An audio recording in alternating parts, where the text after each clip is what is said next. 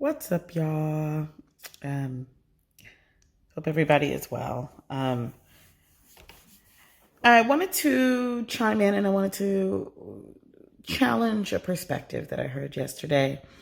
Um, it's fascinating the things that activate us, right? Like, I, I think there are a couple of opportunities of reflection for us to all be in, right? So, if I posted, you know, my fancy car and you felt some kind of way about it, here's a place to put into action all of the things that I've talked about before, right? Here's an opportunity for you to figure out what expectations you had of this messenger and where you've elevated the messenger over the message. Here's an opportunity for you to explore your relationship to Blackness as a relationship to your perception of charity. That's one of the words that got used yesterday, and I thought it was fascinating because, as far as I know, I've not been a recipient of charity. And if your relationship, if you, particularly as a white person, but I will also expand this to anyone who is giving from a position of privilege to someone who you perceive as less privileged, right? We have been taught to orient that giving as charity. And it's the reason why I don't mess with it's the reason why I have the critique of the nonprofit industrial complex that I have. It is the reason why I find the structures of philanthropy to be steeped in white supremacist delusion, is because their structure is designed to see the things that are actually about right relationship and justice as acts of charity. So rather than, for the person who used the term charity, and I think their inclination was that, that I went and bought a fancy car with the charity that people gave me. And what I find fascinating, and what I've been challenging folks to think about, is in what way are we relating to particularly the resource that white people have in this world, whatever way it is that they've come about that resource. Even if that resource was the extra $5 that you might have put on my student loan campaign, even if the resource was that,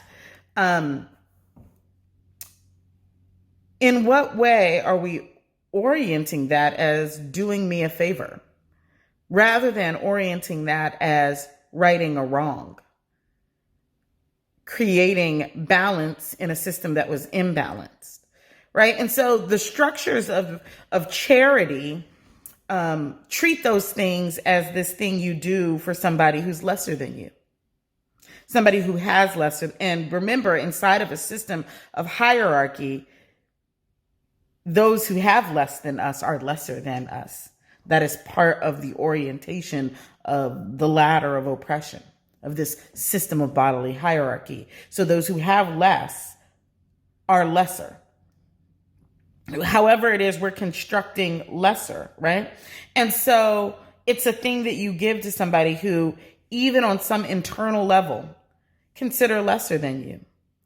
And so charity becomes this place to, offload our guilt, or to make ourselves feel better about the orientation of a world where people are lesser than us. Except that there's nothing I'm doing in my life, in my world, in the way that I'm constructed in my world, that operates from that ladder. And there's nothing you can give me that's charity. You could return to me that which you owe. You could put $5 on that which you have taken for free for years and years and years and years and years. But you can't give me any charity, because you can't owe me and then call paying me back charity. You can't be in spiritual debt to me as a result of white supremacist delusion and then tell me that when you paid me back, you was hooking me up. That's not how any of that works, friends. And so even the notion that somehow the extension of a solidarity economy in which people collectively decided to eliminate an unjust debt for a community member is somehow an act of charity. It isn't. It's an act of solidarity economy. For me, it's an act of the new world. And so I would encourage us to think about how we think about giving. And where are you using giving as an opportunity to enact your own subconscious structures of superiority? Right? Because in some way, people were like, how dare Sonia go and buy what I deem as frivolous with this charity I gave her? And I'm like, you didn't give me no charity. You, hopefully, as far as I'm concerned, you were part of a collective process to right an institutional wrong born out of injustice, born out of white supremacy, capitalism, and patriarchy. And, you know, and again, like I said, there's never a space where I am not sitting with the both and, right? I recognize I have a fancy ass car that I participated in the capitalist system to buy, right? I did. Totes did that with 100% acknowledgement that I did that.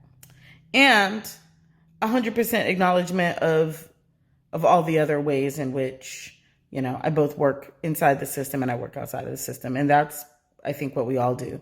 But what's most important is that I think we are being given an opportunity to reconceptualize our relationship to money and our relationship to how we use our money and our relationship to what we think, you know, what we think about and how we think about who we give money to.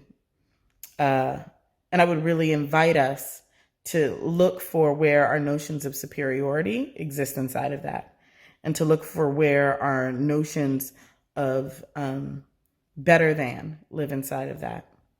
And, you know, to look for where our idea that, like, I gave someone something in there, and now because I'm still oriented on this ladder of hierarchy, if they have something that looks like they're now doing better than me, then I feel like, why would I ever give something to somebody I view as doing better than me? Do we see how that is steeped in this ladder of hierarchy, how it reinforces a system of domination? So I'm really inviting us, as always, to really dig into the nuances of our own thoughts. We're being given such unique opportunities right now to really see what's lurking in the shadows of our own daily behaviors and the ways in which they are still wildly steeped in these systems of white supremacist delusion, patriarchy, capitalism, and to, like, get intentional about them, to get intentional. To get intentional. And so I really invite you to do that. I invite you to be in part of that process. I am certainly in that process for myself. But it seems like we have a collective opportunity to really dig into the nuance of our own ideas if we're really trying to create the new world. All right. Bye, y'all.